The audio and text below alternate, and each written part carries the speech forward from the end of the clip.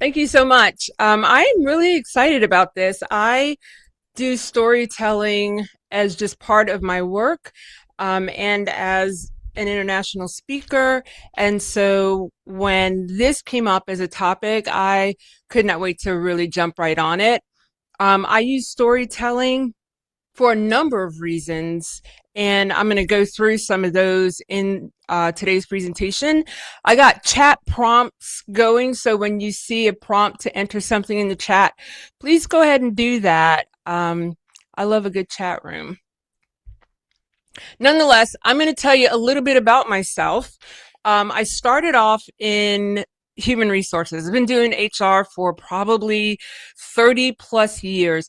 And I love it when people are kind enough to tell me that I don't look old enough to have been doing HR for that long. That is such a high compliment, in my opinion. But anyways, I started out in HR when it was still called personnel, and it was really kind of an administrative function, and then transitioned itself into being more of a business partner strategy. Now, having said that, I worked with a lot of entrepreneurs, and uh, probably about 10 years into my career in HR, I wanted to start my own consulting firm, and so I did. And it really just kind of took off. I had that consulting firm for about 17 years until I sold it. And when I had that firm and worked with a little more than 1,000 businesses in 15 different industries, and got to see what was like the same and what was really different in business and in a lot of different industries. I am a mental health advocate. I became a more visible advocate after the passing of my daughter in 2022. I am a runner. The picture that is there on the screen is me, third time. No, that was my second time doing the New York Marathon. I've now done it 3 times. Running is like yoga for me. It's really how I kind of clear my head. And a lot of the things that you see on there have to do with my work in business, and a little bit of it in the mental health space. Even though I started my career in human resources, I really always wanted to be a professional keynote speaker. There was something about the way they would inspire or motivate.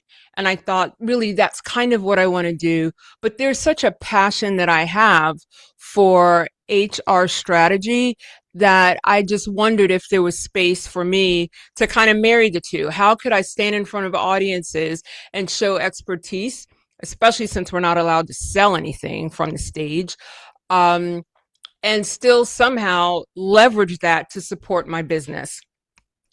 I would be curious to know first in the chat if there are others here who are in the speaker space, stepping up on stages or in rooms and sharing your knowledge and expertise, because I feel like you're going to be my cheerleading squad.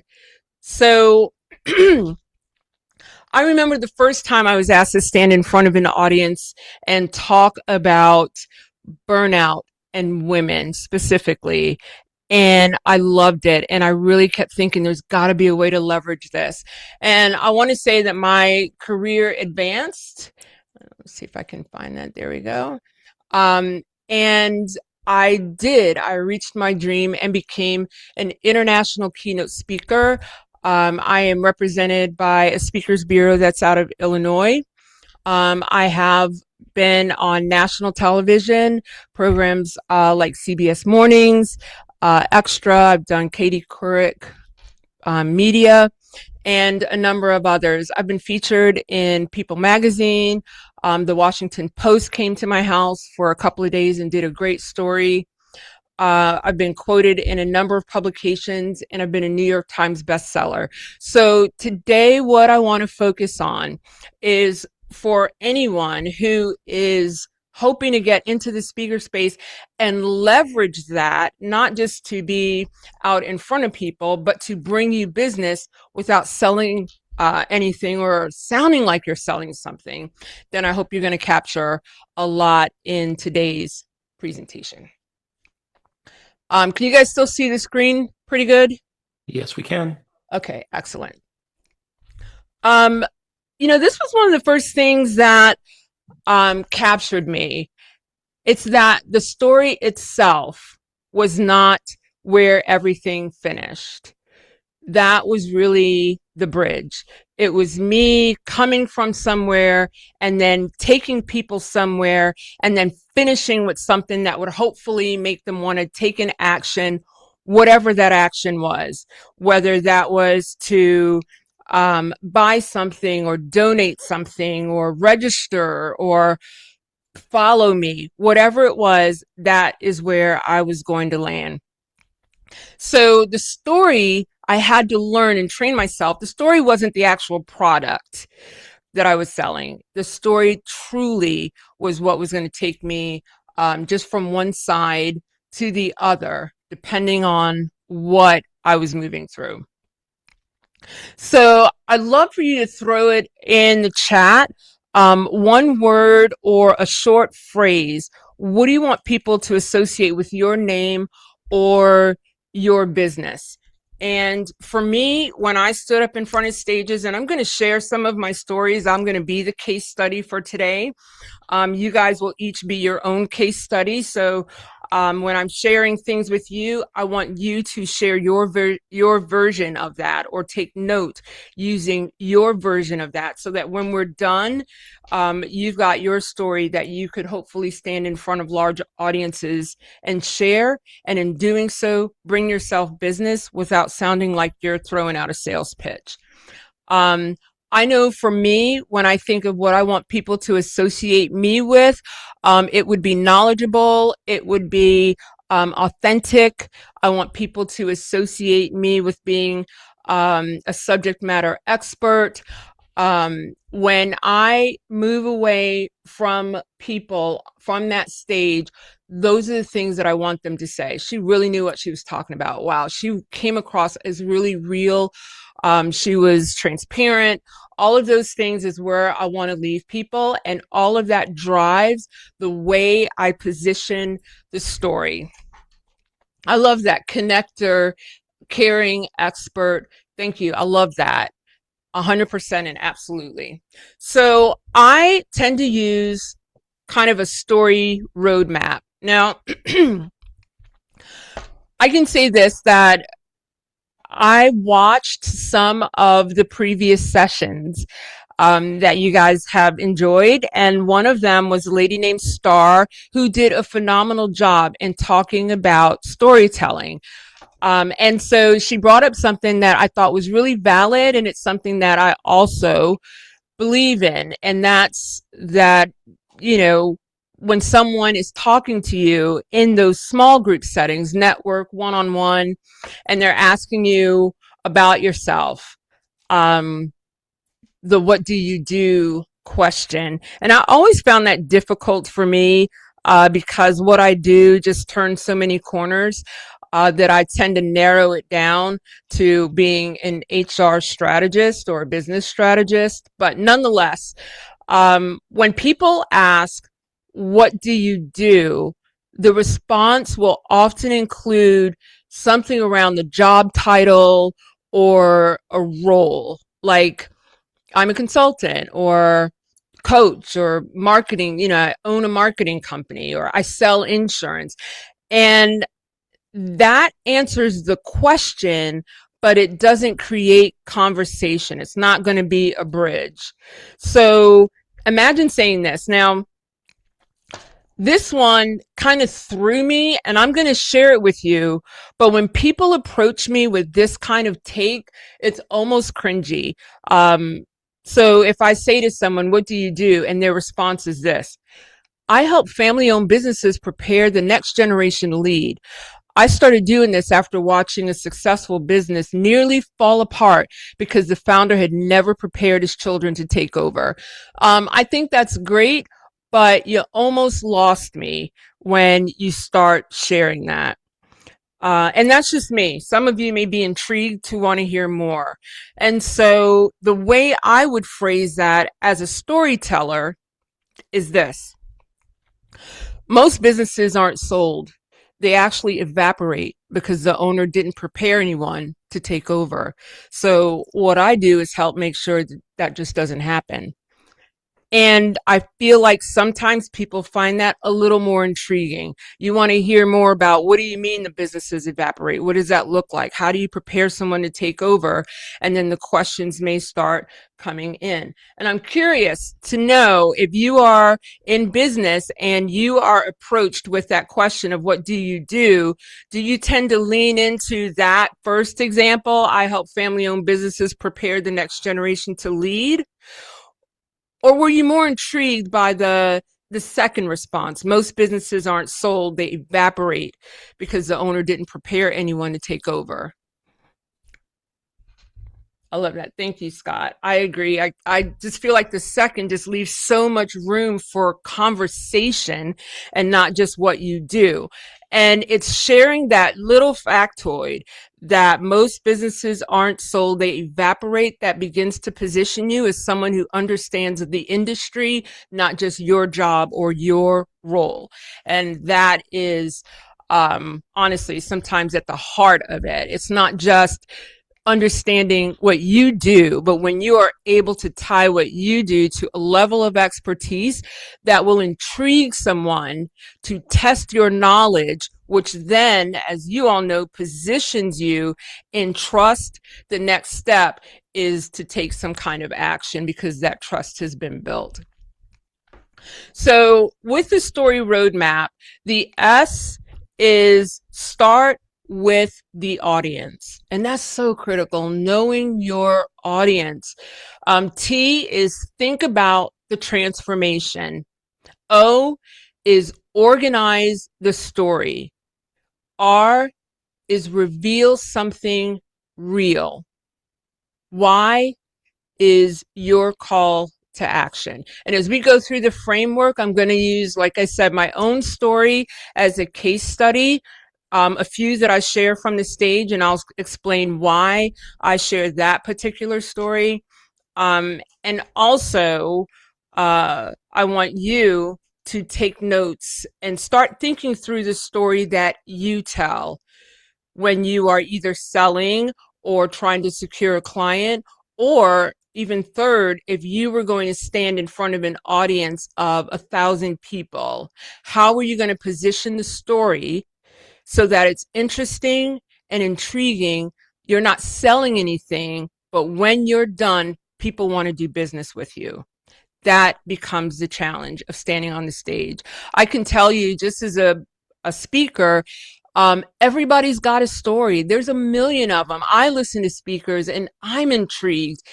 But here's the thing, so many stories that I hear aren't different than the story I could tell. And so I would often wonder, how did they get up there? And how can I get up there? Because I have a story too. So I'm going to start with the S. And I've also kind of included some of my pictures in doing speaking engagements. This is one where I was on CBS Mornings. Gail King is a dear friend, and I've been on their show a couple of times, but whenever I'm there, I'm telling a story, but man, I've got to get it all the way down and fit between their question and the next commercial break, which takes some skill. But I practice that and I do notes about it. What do I need to share? How do I get to the ending quickly? And some of those tips are in this presentation, because there are times, like I know, when you got to condense that story down, you don't have all day. And so to make it quick, still be impactful, you've got to have your notes and your story set. So the first step always is start with your audience. And that can sound strange because we're talking about your story, but the effective storytelling isn't about what you want to say. It's about what the audience needs to hear. So before you choose a story, you want to ask questions of yourself, like, who's in front of me? What are they dealing with? What do they care about? What do they need to understand? And what belief am I trying to reinforce or change? And then lastly, What action do I want them to take? And I go in many different directions with the actions that I need someone to take. Sometimes it is just connect with me. Sometimes the action is a follow-up on information I may be sharing through a podcast or a webinar. And sometimes it's connect with me on LinkedIn so we can continue this conversation. And I know that's about to turn into business. So I'm going to use my role as an HR strategist, and I'm going to talk you through this when I'm talking about audience. Same life experience told several different ways. So if I am speaking to other HR professionals, I might focus on a difficult employee relations decision and what it taught me about leadership. If I'm talking with business owners, I might focus on the cost of waiting too long to address a workplace issue. And if I'm speaking to women in leadership, I might focus on navigating spaces where I had to prove my expertise before people were willing to hear it. The experience can be connected, but the focus changes based on my audience. And I think this is so critical. There's so many times when I can tell someone has told a story over and over, the same story, and it doesn't matter where the conversation starts. For them, all roads are just always going to lead to this specific story.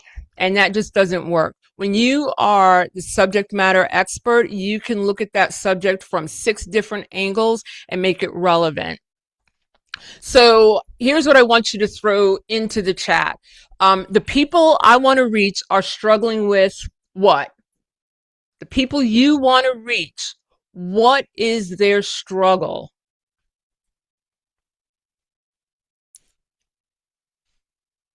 I'm looking in the chat, guys.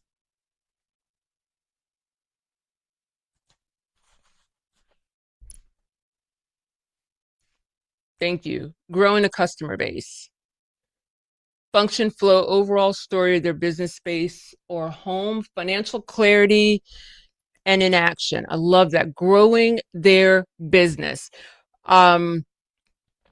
So I love that. And I want you to keep that in mind. It sounds like many of you are building your story. What are you going to focus on as your own case study for the purpose of today? So this is excellent. Connecting their personal financial plan to their business. I love that. Struggling with growing their business. People that will show up and in action. Being recognized online. I love that.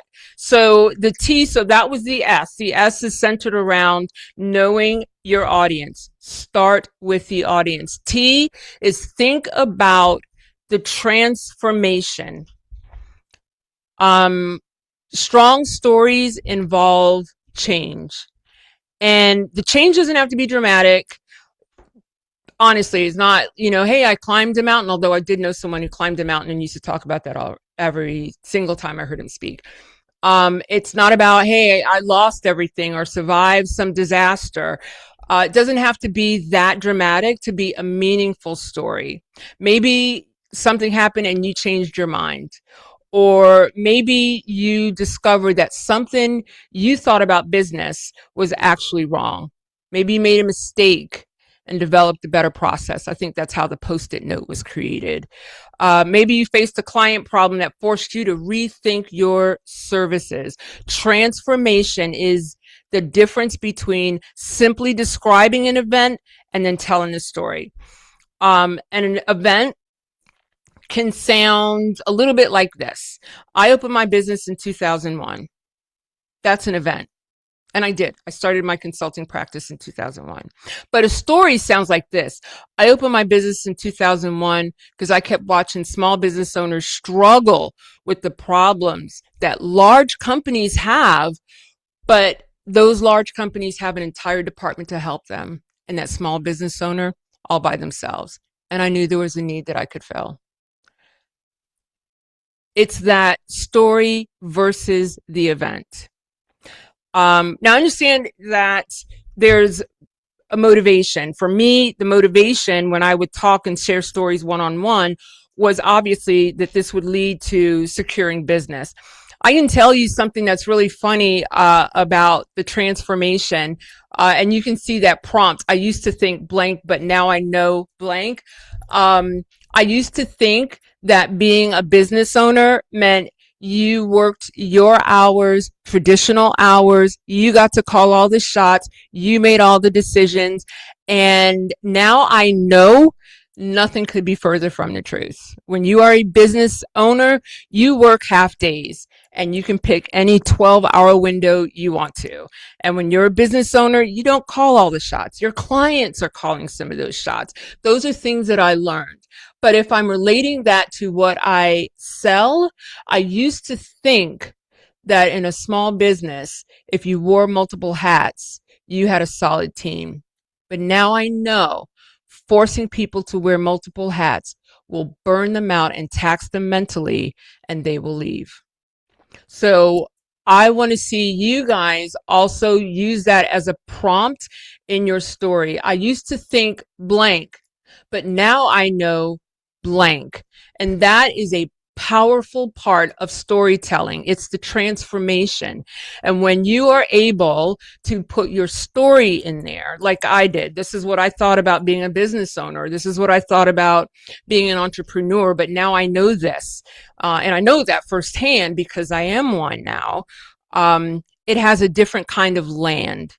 So I used to think blank, but now I know blank.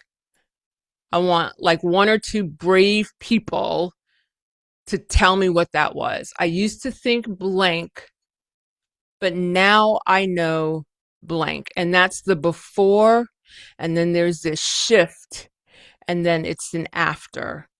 And that is part of the transformation in storytelling.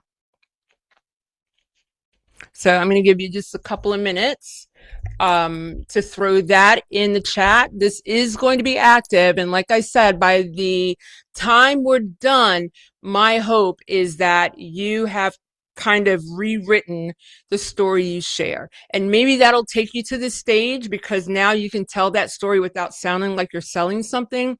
I call that just attraction marketing. And maybe your story is going to help you the next time you're at a networking function and you want to share what you do. And you can start the what you do using that prompt. You know, I used to think that people just pass the business one generation to the next. But now I know if you don't prepare the next owner, your business could evaporate before you've even had a chance to sell it. I used to think, but now I know. I love it. I used to think interior design was about creating beautiful spaces, but now I know it's about functionality and telling a well-crafted story that brings ROI. Girl, right? I completely agree. I completely agree. That is a good one. Thank you. Transformation. All right. Organize the story. Honestly, be clear. It doesn't have to be a long story. I've shared a couple with you that were quite short and succinct. And when I am doing a news show and I'm going to tell a story, they've typically brought me on for some reason. I have to tell that story, but they'll tell me you got about 3 minutes. And so I can't do a race. I have to be clear. And these are some of the details that I use. It doesn't always have to be short, but I've prepared that short version and then I prepared a longer version. So I want to talk about O, which is organize a story. And this is just one example of the setup, the struggle, the shift, solution, and then significance. And the setup tells us where you were and what was happening. And you want to keep it brief because that's kind of your background. And there's so many people, and you probably have had a chance to talk to them, or someone like this has tried to sell you, when they are giving so much backstory, you barely remember what we were talking about, and they've probably lost their point. So there's the setup, and then there's the struggle, and the struggle introduces the tension. What went wrong? What problem did you face? What decision had to be made? What fear, frustration, obstacle, what happened? And then there's the shift. And that's the moment something changed. And it might be a conversation, a failure, a realization, something someone said, or a decision you finally made. Something shifted. And then there's a solution. And that explains what you did with what you learned. What process did you create? What service did you develop? And then there's the significance. And that answers the audience's silent question, what does this have to do with me? Now, I'm going to, again, use myself as the example, and I'm going to share with you one of the stories that I have shared from a smaller stage. And it has to do with me tearing my ACL. Now, I thought I was hot stuff. I love being an athlete. My kids play football. I always wanted to understand it. I thought the best way for me to learn it would be on the field, from the actual field. And so I joined a flag football league, and I was excited about learning the game. Now, what went wrong is that in about the third game, I tore my ACL. The quarterback threw a high pass. I jumped up, came down, twisted the wrong way, and it was obliterated. Now, the problem is I was running a company, and I felt like I was the company. I was a consultant, the lead consultant, and I had a lot of support people working with me. I did not know how I was going to pull myself out of that business so that I could go through surgery and rehab my knee. And the shift, the moment something changed, I realized that I was spending all of my time working in my business and not on my business.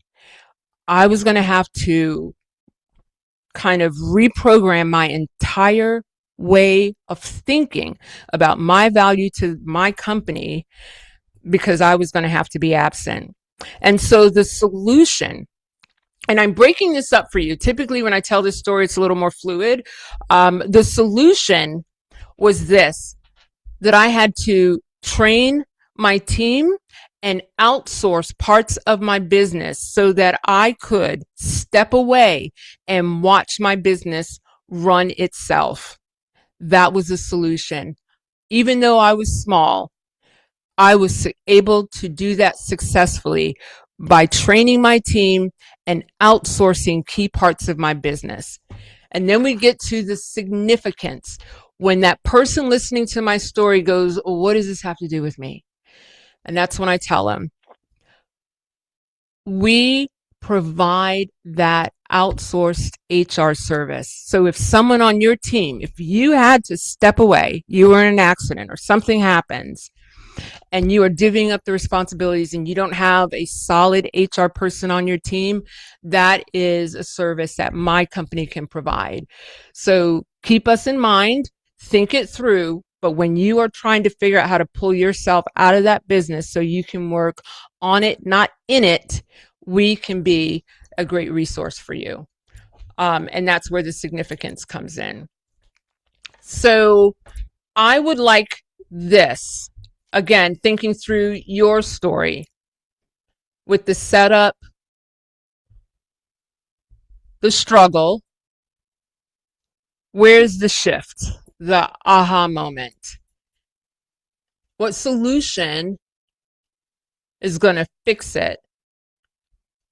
And what did that have to do with the client? When you told that story, what did it have to do with your prospects or the person in front of you who might have an opportunity for you?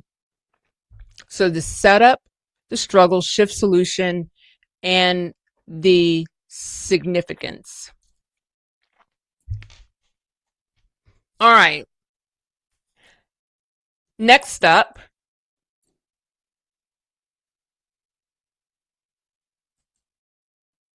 is R. Reveal something real. Thank you, Moose, for that comment. I just happened to glance at that. Thank you for that. They used to think you had to go to weekly networking meeting. Now I know I can do it monthly, utilizing technology and having time to build great relationships. I love that. So R, reveal something real. Vulnerability is not the same as disclosure. There have been times when I have heard people share and it felt like they were oversharing. I just kept thinking, where are we going with that? And while I'm sharing this and talking with you guys, I'm going to share story number 2. Throw that in the chat. What makes vulnerability difficult in business? Like, why is that difficult sometimes for people to kind of go there and be a little transparent in telling their story? And so while you're doing that, I'm going to talk about why this is important. People connect with honesty. They want to hear what you learned, but they also want to understand what it costs you to learn it. That is so important. Each year, there is a workshop at Harvard in November, and I go each year because they have a whole new crop of students. And the professor who runs the workshop brings in entrepreneurs. But here's the caveat. She wants you to share, it's a business class. She wants you to share your story, not focusing so much on your successes, but she wants you to talk through your failures. Like, where did you miss the mark? Because in her mind, that is where her students are going to learn a little bit more. Not how everything worked out beautifully and now you're a millionaire, but where were the moments when you thought, well, that ain't going to work? And so I go every year and I get very vulnerable in talking to this class of students about where I missed the mark. And I get really real. Everything from hiring family that just did not work to tending to share my ideas at my staff meetings and my staff taking that as instruction. I have to pontificate someplace else. I mean, little things that I learned that cost me big. I always share that. And so the same goes for you. People are going to connect with that honesty and that feeling of vulnerability. But they want to understand, like I said, not just what it cost you, but what you learned. I can tell you this, and I love this. This is kind of giving some examples. Well, let me go here. Before you share, you want to ask yourself, why am I telling the story? Is this story ready to serve someone? What details are necessary? What details are private? And there are some things that I shared with the class at Harvard, and there's some things that I just knew it was better to just keep to myself. Some of those lessons I learned, I was glad that I learned them in private. What part of the story belongs to someone else? And I don't generally share stories that involve someone else. I just don't think it's fair unless I have that person's permission. Am I comfortable knowing somebody might repeat what I share? And can I tell the story and still feel emotionally safe afterwards? And the reason I bring this up, the vulnerability piece, is because I appreciate Daniello. Is that right, Daniello? You nailed it. Okay, I appreciate you sharing part of my bio when we started. But I lost my daughter. She was 30. I lost her in January of 2022. My daughter battled a mental illness and she succumbed to that illness in January 22 and took her life. And at the time that happened, I had sold my business. I was working through a non-compete. And so I was working in-house as a chief human resource officer for a national organization. And I had a pretty large team. And so I had to step away from work. I took several weeks off. But then I had to figure out how to return to work. And that really is when I stepped more prominently into the mental health advocacy space and was able to combine all of my knowledge as an HR professional with everything I learned about where we are with mental health. And I stand before large audiences and talk about how to manage your mental health at work. So when I tell this story, my focus is not on my daughter and her mental health. My focus is on managing all of the emotion and grief, still having to lead a team and still having to show up for work. What does that look like? I'm always surprised when I talk about this at the number of people who come up to me afterwards, all professionals, who will begin to tell their stories of dealing with tough situations and still having to show up at work. And so that is a topic that I use for speaking engagements. And when I am sharing that story, I leave people with lots of tips and I leave people with lots of resources, and I'm not selling anything, but they do present me with more speaking opportunities. And so it is the getting additional opportunities to speak that's kind of the product in those moments. And that is what took me to presenting to the Michael J. Fox Foundation team, the Netflix executives, Eli Lilly. These are all organizations that wanted to talk about mental health in the workplace, but just didn't know anyone who could handle it. And because I had the HR background, they knew that I would be sensitive to what was going on in their workplaces. And so keeping in line with that and being authentic. Sometimes we're so afraid of being vulnerable that we polish all the humanity out of the story. So let me give you some comparisons. Someone might say, there were some challenges. What we mean is, I was scared the business was going to fail. And that just sounds more authentic. We might say, I had to make a difficult decision. But what we mean is, I knew the right decision might disappoint someone that I really cared about. That is authentic. We might say, I experienced a transition. And what we mean is, I didn't recognize myself anymore. Those moments of truth and that level of vulnerability draws people in and creates a feeling of trust.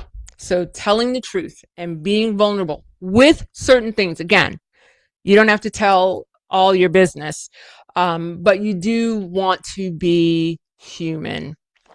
So I'm curious to know, I'm going to look in the chat now from you all, what makes vulnerability difficult in business? And I love this. Thank you, Martha. My version of vulnerability is self-depreciation.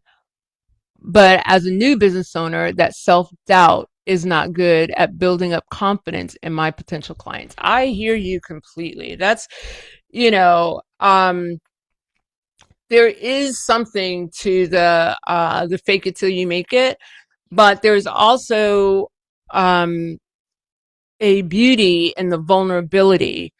Not so much the self-deprecating. I do that as well sometimes, but in that honesty.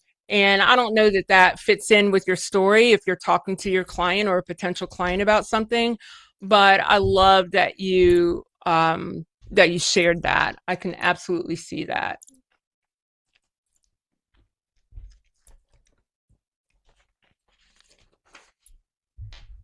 So as I said, especially when it comes to the vulnerability piece, you want to know why you're telling that. what information you want to share because it helps to deliver that story, what still belongs only to you, and can you end it with a lesson? All righty. Why? This is your call to action. Now, every story, I mean, it's got to lead somewhere. It's funny. I've often said this that, if there's a story that's not going anywhere, that's just somebody rambling. And I think we've all stood in front of that person and heard that person, and you kept thinking, where's this going? Where's this going? And then it was over. Don't do that. You definitely want to end that with some kind of call to action. I do it, as I said, when I'm talking about mental health, I offer a call to action. I'm usually given a series of tips, and I will tell them to incorporate one of those tips. Or I will tell them, look up one of those resources on your phone right now. So I am going somewhere with that. If I'm talking to someone, with my ACL story and being sure that they outsource, I will tell them, start inventorying your business right now and looking for the things that you may be able to outsource, like your payroll if you're doing that in-house, or some HR pieces, maybe your marketing. What can you do if you couldn't show up tomorrow to make sure your business was still running? So, the story, when I say it should lead somewhere, doesn't always mean that you're asking someone to buy something.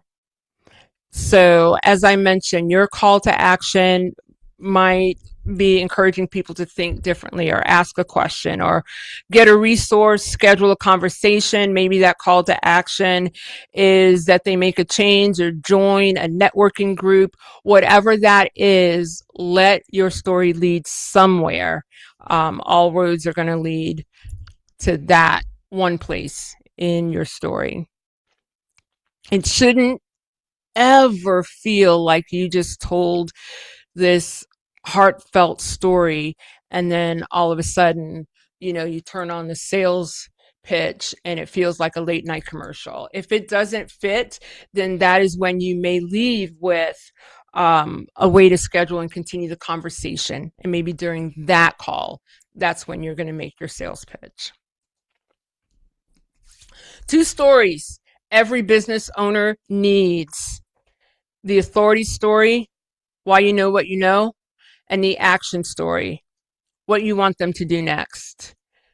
Always 2 stories. As a matter of fact, if I'm talking about the authority story that turned into an action story, I happen to be talking to a person at an event and shared with them that I had just gotten my certification as a diversity professional. And then I went on to say that there was one specific area of diversity that I really wanted to study and learn more about, and that was generational diversity, because we have so many generations in the workforce and we all have different thoughts about work. And I want to be able to talk to business owners about what that means. She happened to be in the insurance industry. And she said, wow, I absolutely get that. We are struggling with the younger generation, Gen Z. And I said, what's your struggle? And she said, well, insurance, it's, we're getting older and we're not seeing a lot of younger people come in. And so I began to share with her some of the things that I'd learned about Gen Z. And immediately she said, we need to change our sales pitch. Oh, and by the way, I chaired this organization where you come and speak at our conference, and I was more than happy to do it. I spoke at her conference, and then someone there in insurance had me speak at theirs. And what came out of that was an opportunity to work with some of the sales and marketing team and the HR person on how to attract that specific generation. And I told them, Gen Z is not out here hoping to get a car, get married, buy the house. Buying a house is just so far removed from their dreams right now. But here are the things that are important to them. And this is the way you need to pitch the business so that people will want to come work here.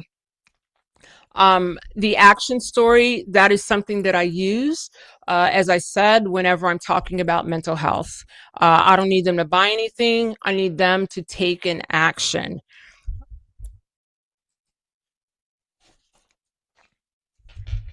So I can go through the two stories that the three stories that I've shared. And I know that there's that one sentence, that one thing that catches them, that makes them listen. And many times when I'm telling my story about tearing my ACL, I'm telling them about the agony that I felt when I realized that there were people depending on me, for their job. And I was now going to have to step away. And what was that going to look like? When I'm talking about mental health, I always share that people look like they're perfectly fine when they sit there in the office, and on the inside, they're falling apart. And here's what we can do to help them. So there's always that kind of piece, that part of the story that lands and people remember that. And so I'm not going to ask you to share that sentence that carries the heart of your story. I'm going to tell you, you need a sentence, that shift part that will carry the heart of the story. That when you walk away, that's a piece they're going to remember, and they're going to build that story from the center out. Now, I do have a handout. I'm not tech savvy, so I do not know how to upload it. I promise I will send it. I will send it, and it includes the pieces that I've shared with you, the story acronym, a few other things, but also it has this story starter, and that's something that I do want to leave with you. So I'll work with Daniel to figure out how to get that to everyone, and attach it. And the great thing about this is that when you're filling this in, it's going to help you build that story. And you can go in more detail with that story, if you have more time and a larger audience, and you can succinct it down, but you'll cover those areas. So I feel like that's about where I'm going to end it. This is really kind of summarizing some of the things that I've said. And so I'm going to end it there because I would love to have a moment to open up for questions. How do I stop? There's a part where I can stop sharing. Questions or comments. That's what I'm interested in right now. Questions or just comments. Oh, I hate not being able to see everybody. I think it was wonderful. My comment or question when we were talking about the whole opening up and being vulnerable thing, Yes. as I feel like I tend to have a motor mouth and don't really know when to just shut it down. I love that. I am that way. I am that way too sometimes, and I have been in the room with people who are that way. I think it really is like Stephen Covey said, begin with the end in mind. Where are we going with this? And that will Yeah. help you tell that story and land there. So you are going to be moving that story to that place or to that point that you want to make. And that sometimes can help tremendously. Right on. I hear you do that. Yes, sir. How are you doing, Moose? I'm good. I'm in my 11th year with Network in Action, and this has been by far one of the most favorite agendas, topics that I've done. The engagement from the members has really been incredible. A lot of us are doing the same professional introduction. I don't use the word elevator pitch or commercial, it's so old. But I mean, I know what they're going to say before they even get up and say it. So I would not let them do that.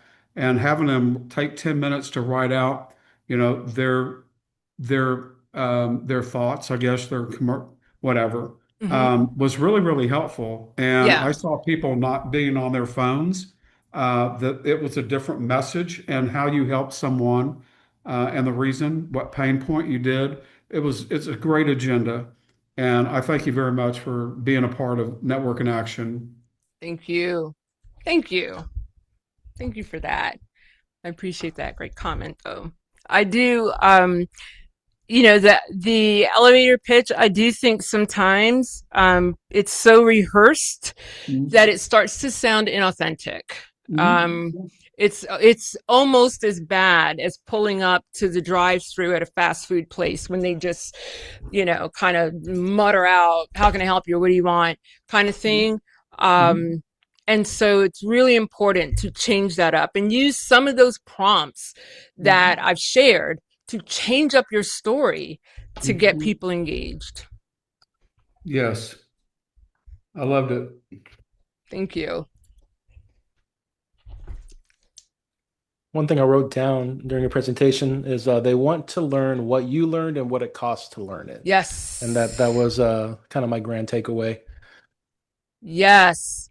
100%. You know what? If I just stood in front of an audience and just rambled on about we've all heard that to work on your business, not in your business. And many of us walk away going, "Oh my gosh, but if I do that, my business will collapse or nothing will happen and blah, blah, blah." And people won't buy into what I'm saying. But when I can stand up there and tell them, "This really happened to me," and I hoped that when I returned to the office, I still had a business there. They really take note. Right I love on. that. I think this is Scott here. I think Scott. it's the terminology because like when you say the same thing but just change a couple words, and when you said like evaporate, that just really makes it different. And then I like the word struggle. I help businesses that struggle, so a lot of times it's just wordsmith, and it makes it a big difference. Absolutely. Be human. You are talking to a person. Be Mhm. human. Don't forget that part of it. And, I have some favorite comedians, and the comedians who talk about things that happen to everybody in your everyday life, they're so much more relatable than somebody in their hypothetical situation. And the same goes when you're connecting with that person about your business or your why. When you are able to break it down to something they can absolutely relate to, they're listening. They're listening. Yeah, in our agenda, the one thing I really liked was the first thing was make it and I've said this before, but not on the story part of it, but make it real specific. So like a new college graduate just got out of college and he had no money and he wanted to start a chiropractic, and so anyway, or hey, we had a couple who just moved here from out of state to move to Meridian, Idaho. They're 21-year-old kids. I mean, making the story real specific rather than, oh, I had a client that I helped. Exactly. Yeah. Exactly. People can relate to that when it is specific. People can relate to that. I love that. I'm going to turn this back over to you, Daniello, Okay, April. Well, and thank thank you. everybody for allowing me to be here. Thank you once again for being a part of this. And again, it was a wonderful presentation. I do want to invite everyone to, let me go ahead and share my screen for just a moment and make sure I got the right one here. So everybody see what's happening in August, August 5th. We have our Network with the Nations. Do check back if you want to connect with people all around the world. Be there on the first Wednesday of every month. Network with the Nations. And then on the third Wednesday of the month, we're going to have Miss Alexandria. Oh my, I cannot read today. Alexandria Broman.